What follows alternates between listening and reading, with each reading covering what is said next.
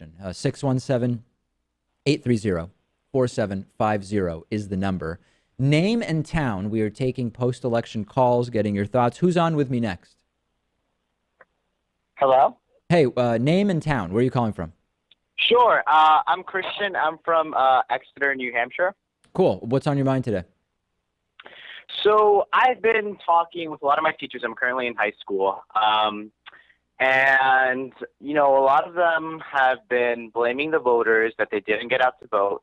Right. And in my mind, as an avid Bernie supporter, I'm thinking, well, you know, maybe Bernie would have been a better general election candidate.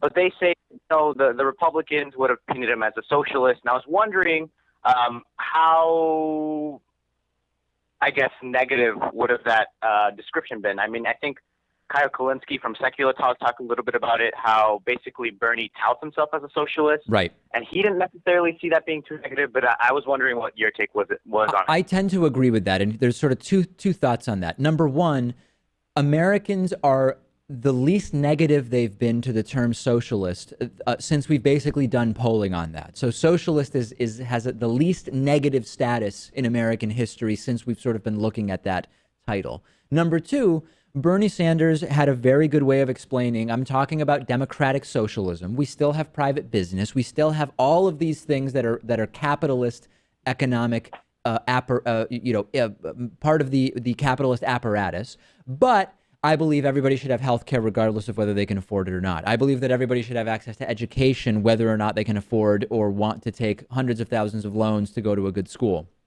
So I agree with Kyle that not only is the socialist label the least bad it's been for a very long time, Bernie Sanders was not scared of that. And he was able to say, listen, I'm not a communist. I'm a democratic socialist. And here's what that means. Exactly. Now, as far as the difference, yesterday, Pat and Rachel, when we were looking at the results of this election, we sort of realized that in many of these states where Trump won, that they were not states historically that the Republican wins. Wisconsin is a really good example.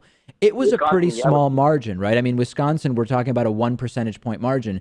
So if even a small portion of the electorate went Trump or stayed home because of the FBI email stuff, for example, the other areas in which Hillary Clinton was a controversial and arguably flawed candidate, then Bernie Sanders may have been able to take that state. So I think that there is a lot to that, but we'll never ultimately know for sure, will we?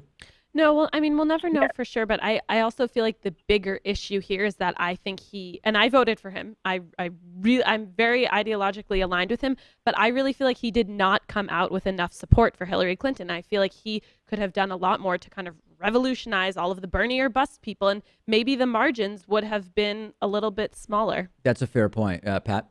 Well, you saw this race was really lost by Hillary Clinton in the Rust Belt, right? Yeah. Pennsylvania, Michigan, Wisconsin. And you'd have to think that Bernie Sanders would have turned out more union support. And a lot of people voted against Hillary Clinton because they saw NAFTA and the extension of Bill Clinton's policies to continue. And I don't think we would have saw that under Bernie. You're right in that had she won Pennsylvania, and, you know, Ohio is part of that too, and then you've got Wisconsin, and then you see, you know, everything else, Iowa as well. Florida, where she lost, would have basically become irrelevant, at least electorally. So I think there's a lot to that. Thanks so much for the call. I really appreciate it. Thank you. All right.